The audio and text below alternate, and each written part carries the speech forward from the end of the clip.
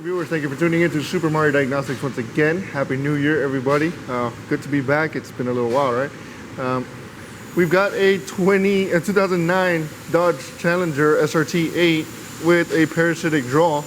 I've done some stuff already to it.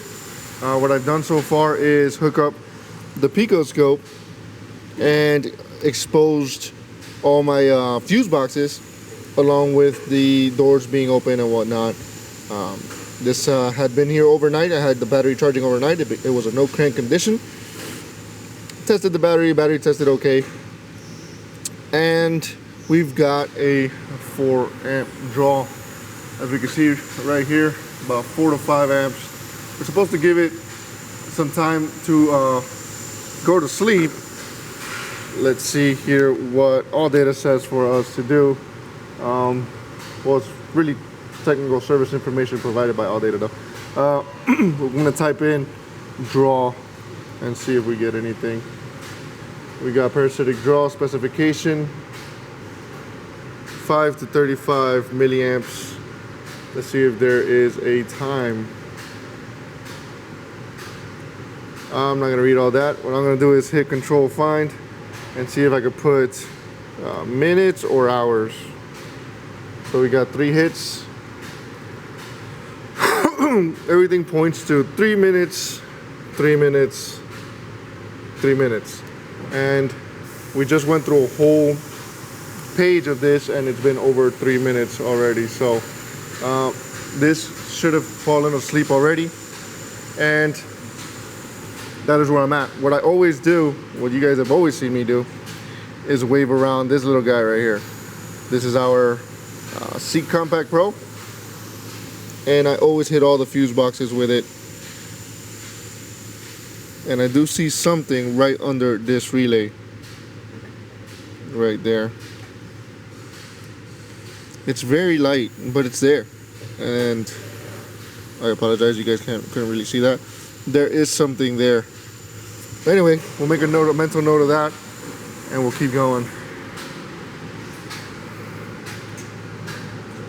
And we've got a cluster that is warm,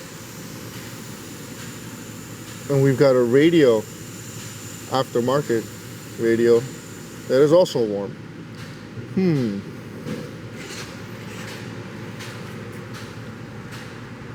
And that's, as far as I can tell, the only things that are on.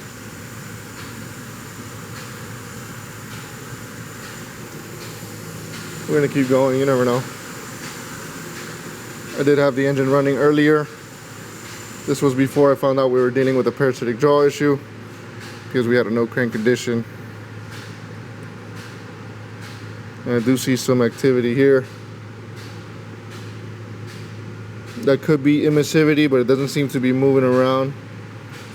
We'll make a mental note of that. So I want to go back to that fuse area and see if that controls our radio.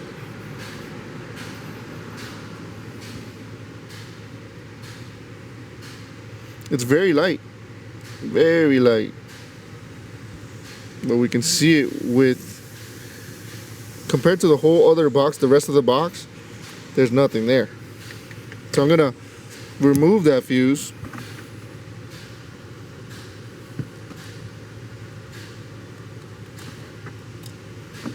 .25 amp fuse. Whoops. Wasn't supposed to do that.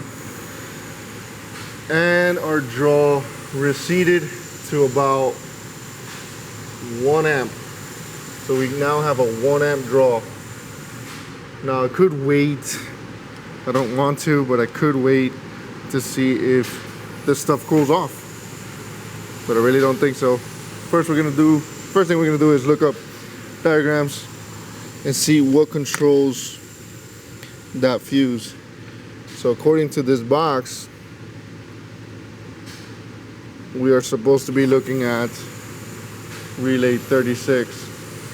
So let's go find out what relay 36 is and take it from there. Should be our radio, hopefully it is, but that's what we saw that was warm. That's what we're suspecting. That's what I'm suspecting, at least. I saw warm radio, warm cluster. Could be either one of those two.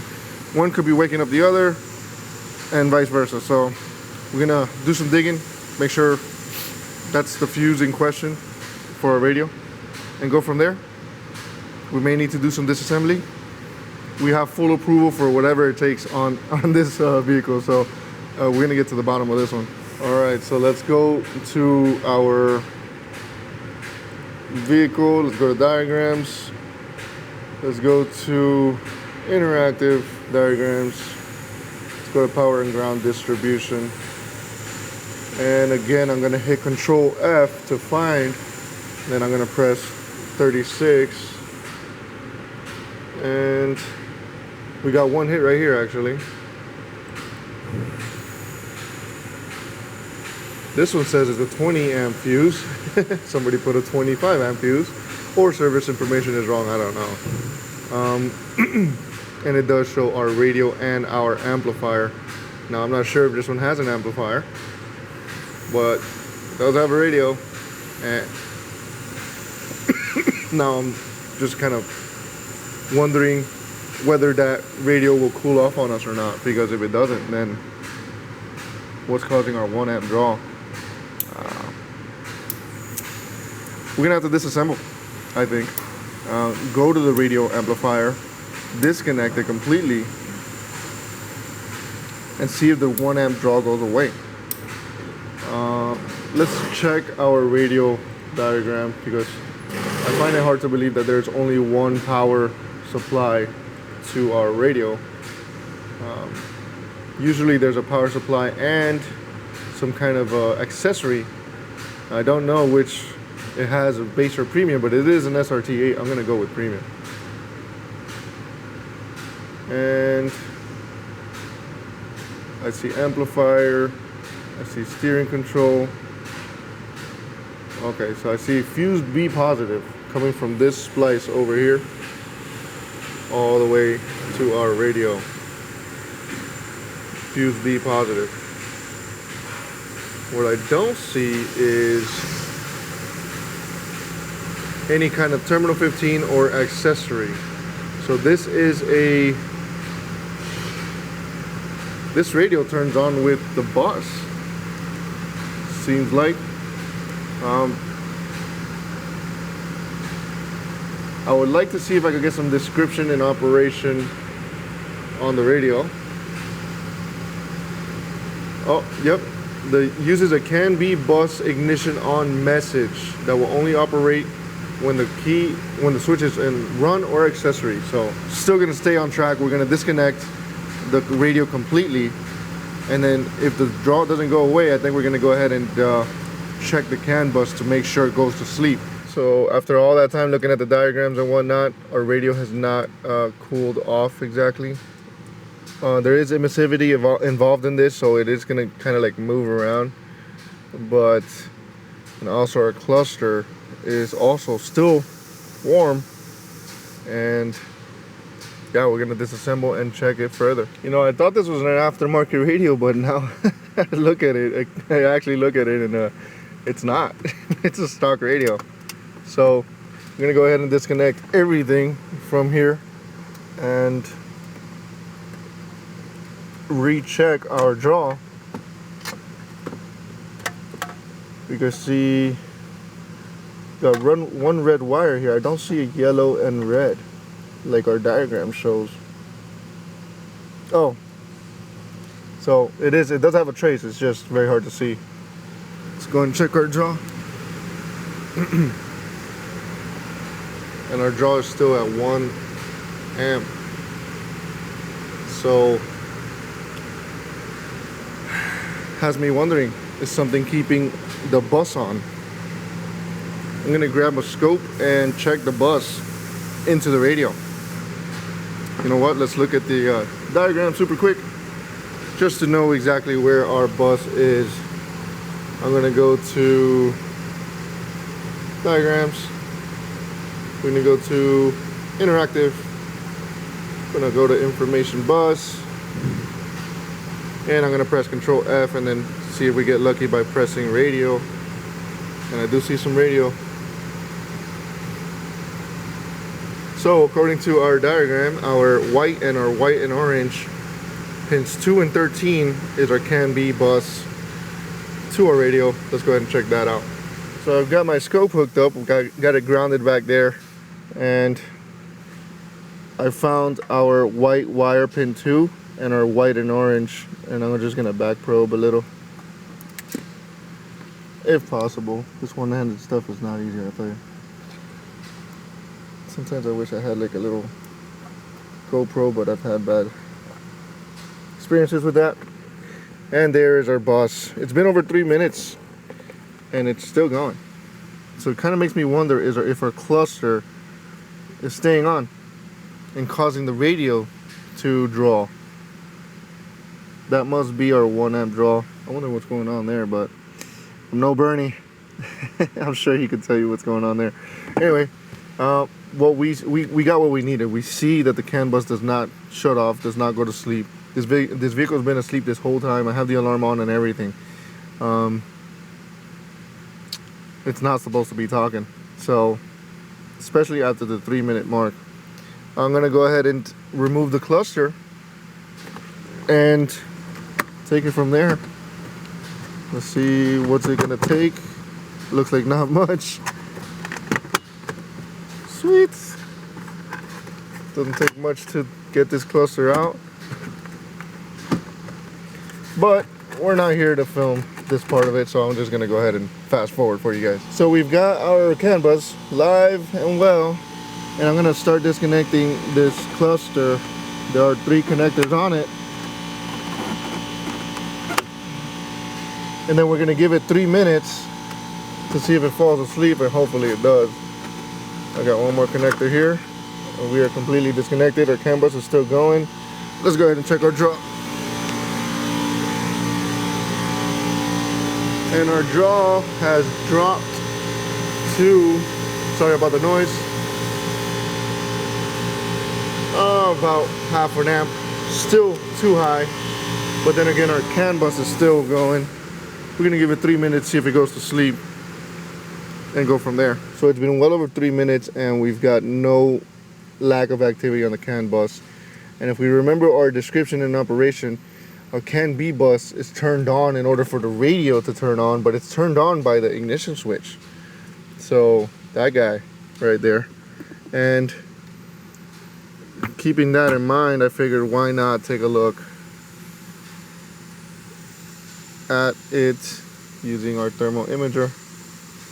Can't see much from the front, but then you look at the side of it, that wire that's sticking out, that is the EIS on these, and it is pretty warm. That is what we were seeing right there. So I think that's my next suspect. Our cluster is completely disconnected and we've got no lack of activity anymore on this bus.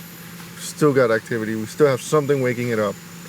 I kind of got to make sure that this isn't it. On regular Mercedes, the EISs are known for staying up and causing draws. You can usually stick your finger in there and it feels pretty warm. Yeah, I don't really rely on that method. I use my thermal imager, and my thermal imager is saying that this thing is pretty hot. So, and then we even have a little bit of a view from the top as well, which is pretty hard to see, as is. And that's what I'm going to do. I'm going to release these 4 screws and see if I can gain access to that rear connector and disconnect it.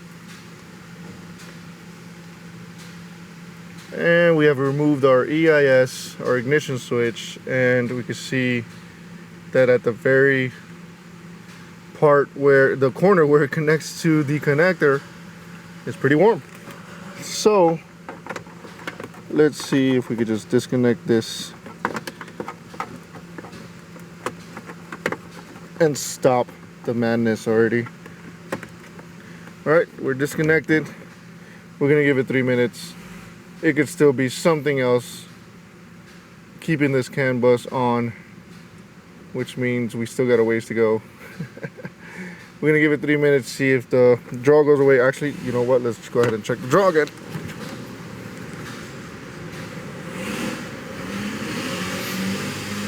And we are even worse now. Actually, we're not too much worse. Let's filter it a bit and check where it's at. So we're at about, yeah, half an amp.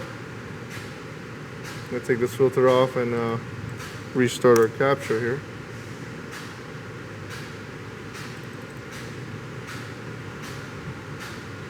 We could actually bring down our number of samples to kind of clean that up.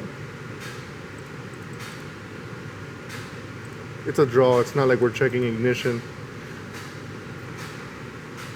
Now we don't want to take away so much either, but that looks pretty decent. Not so noisy. We got a half an amp draw, and it looks like we're gonna be disconnecting the entire car. We have found the culprit. We brought down our draw to about 11 milliamps, and this is what I did.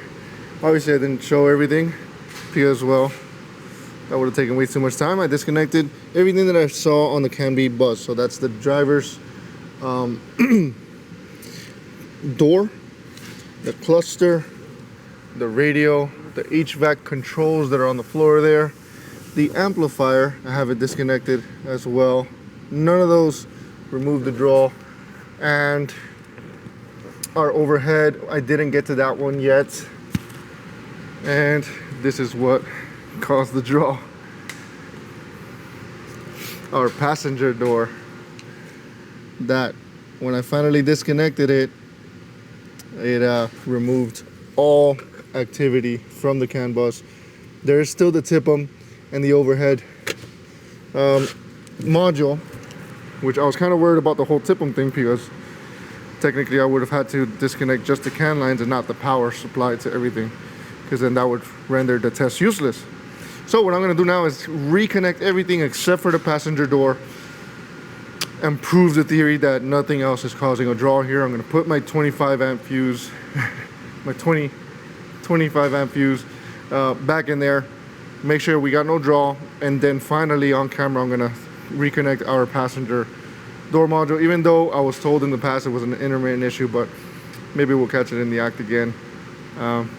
And finally recommend a passenger door module, or technically we should be checking all inputs to the passenger door module before condemning the module itself to make sure there's no short or anything. So we basically would give it power, ground, and CAN bus and nothing else to see if it causes a draw or if it causes the CAN bus to stay awake still.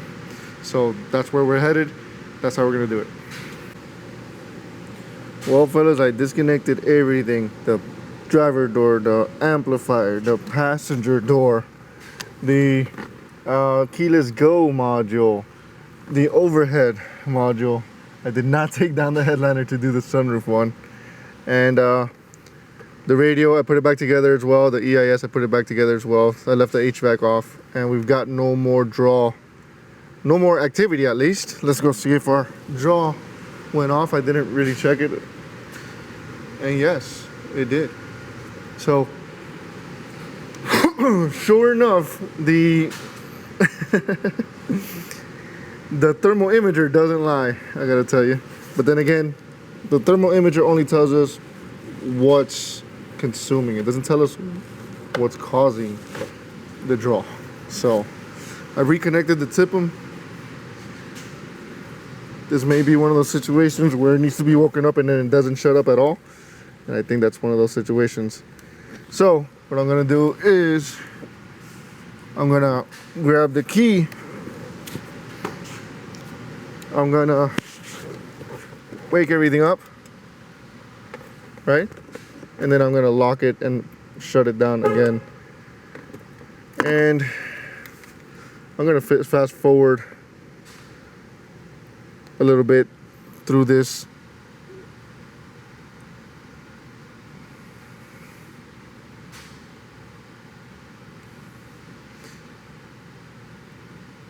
So before I fast forward through this whole thing, you can see it's 11:14 on that clock.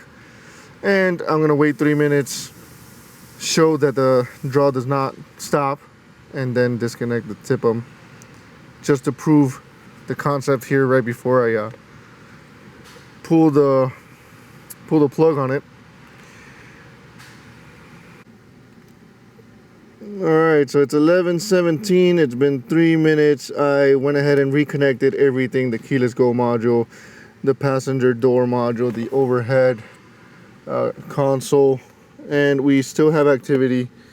And we're gonna confirm our draw one more time and show a nasty 4.5 amp draw that you can see right there. And I'm gonna go ahead and disconnect the TIPM.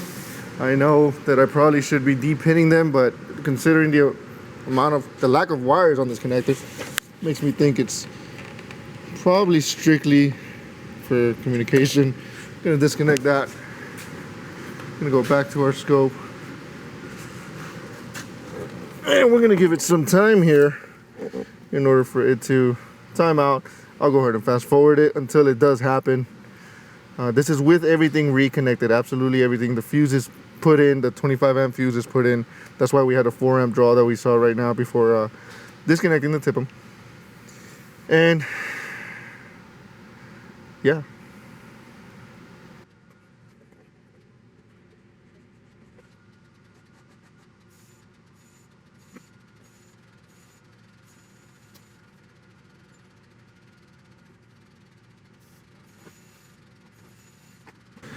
You guys can imagine my surprise when I saw that when I disconnected the TIPM, the most hated module of all time, the draw didn't go away a second time.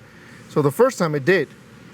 And then I grabbed the camera and I wanted it to act up again, right? To be able to reproduce the repair. And that CAN bus did not go to sleep. And I had to keep going. So I disconnected the seat heater control module underneath the passenger side.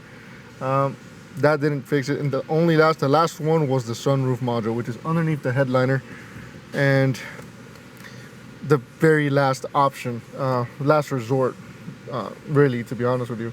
So instead of doing that, we found it. We found our draw, and that's the CAN bus, nice and quiet. Everything is reconnected. This is going to show the importance of reproducing the repair, if at all possible. What I did was, instead of disconnecting the sunroof module, I decided to look up the fuse 44, 20 amp. We show an, let me see, let me put this where it should go. About 150 milliamps. That's not going to make or break anything in my book. It's going to take a whole lot more work to be able to get that down to 35 milliamps. And at this point, I'm not gonna break my head over that one. Fuse 44 lives right here, and that is what I disconnected. I'm going to reconnect it. My draw comes back up, and it starts talking again.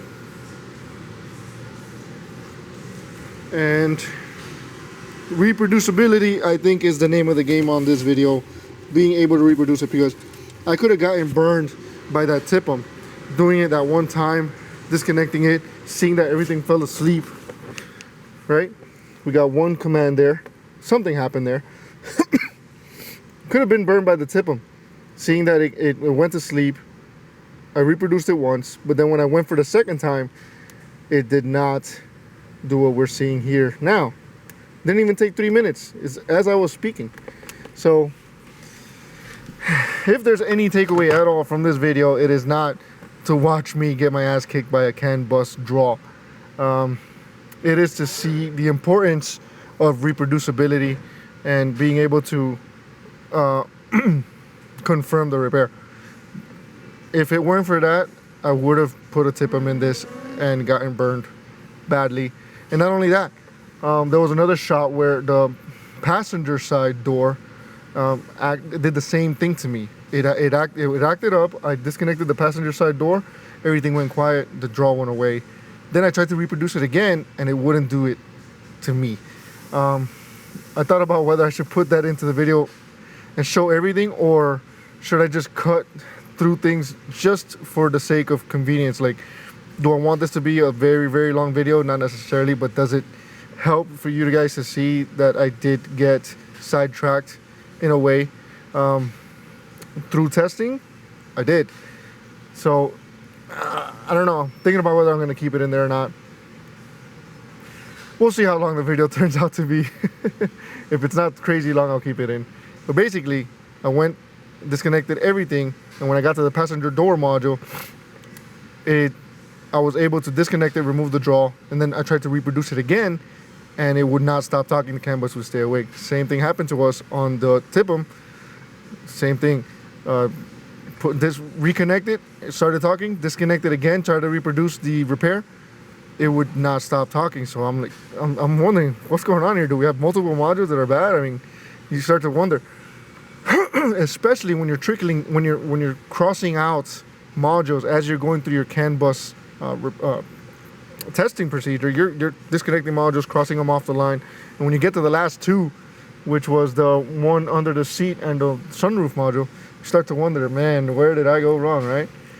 So I disconnected the bottom one, and then instead of disconnecting this sunroof module, I removed the fuse and was able to reproduce the repair consistently.